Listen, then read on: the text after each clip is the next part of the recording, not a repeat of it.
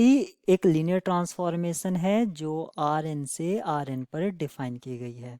यहाँ पर मीनिंग है कि डोमेन की डायमेंशन n है और कोडोमेन की डायमेंशन भी m है, यानी कि फाइनाइट डायमेंशनल वेक्टर स्पेस से फाइनाइट डायमेंशनल वेक्टर स्पेस पर t डिफाइन है।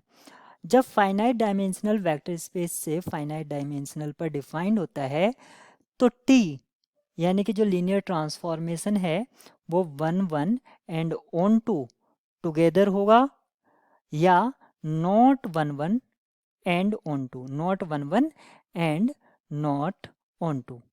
क्या तो ये कंडीशन होती है या ये कंडीशन होती है। एक ही साथ 1 1 और ऑन टू होगा और एक ही साथ 1 1 और ऑन टू नहीं होगा। अब यहाँ पर देखते हैं कि कौन सी कंडीशन टी को बाइजेक्टिव इम्प्लाई करती है।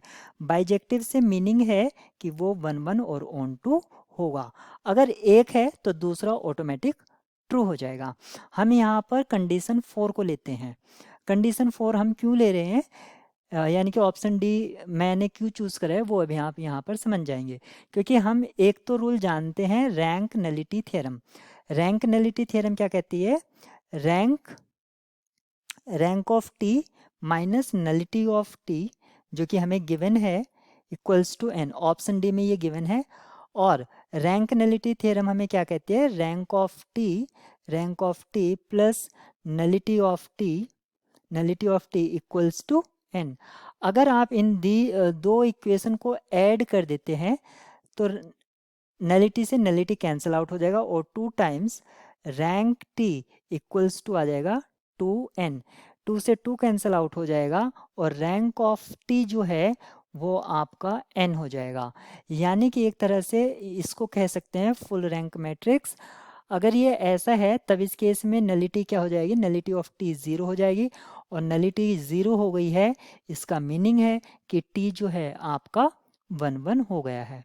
टी 1 1 हो गया है तो मैंने पहले ही बताया था ये इम्प्लाई करेगा कि बिकॉज ऑफ फाइनाइट डायमेंशनल ये ऑन टू भी होगा।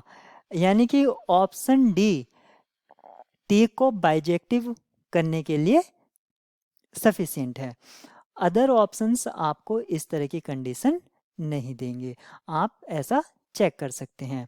अगर यहाँ पर नलिटी n है तो रैंक 0 हो जाएगी और रैंक अगर 0 हो गई उस केस में आपका ये 1 1 नहीं होगा। 1 1 नहीं होगा तो ऑन टू भी नहीं होगा। रैंक नलिटी थ्योरम अगर दोनों ही n हो जाती है तो नलिटी 0 नहीं है तो ये 1 1 नहीं होगा इस केस में भी। इस केस से आपको कुछ इम्प्लाई करने को खास नहीं मिलेगा क्योंकि ये तो रैंक नलिटी थ्योरम का ही स्टेटमेंट है। इससे बाइजेक्टिव या वन कुछ नहीं कहा जा सकता। टी इसको सेटिस्फाई करती है सिर्फ, लेकिन ये कंडीशन बाइजेक्टिव होने के लिए नेसेसरी नहीं है।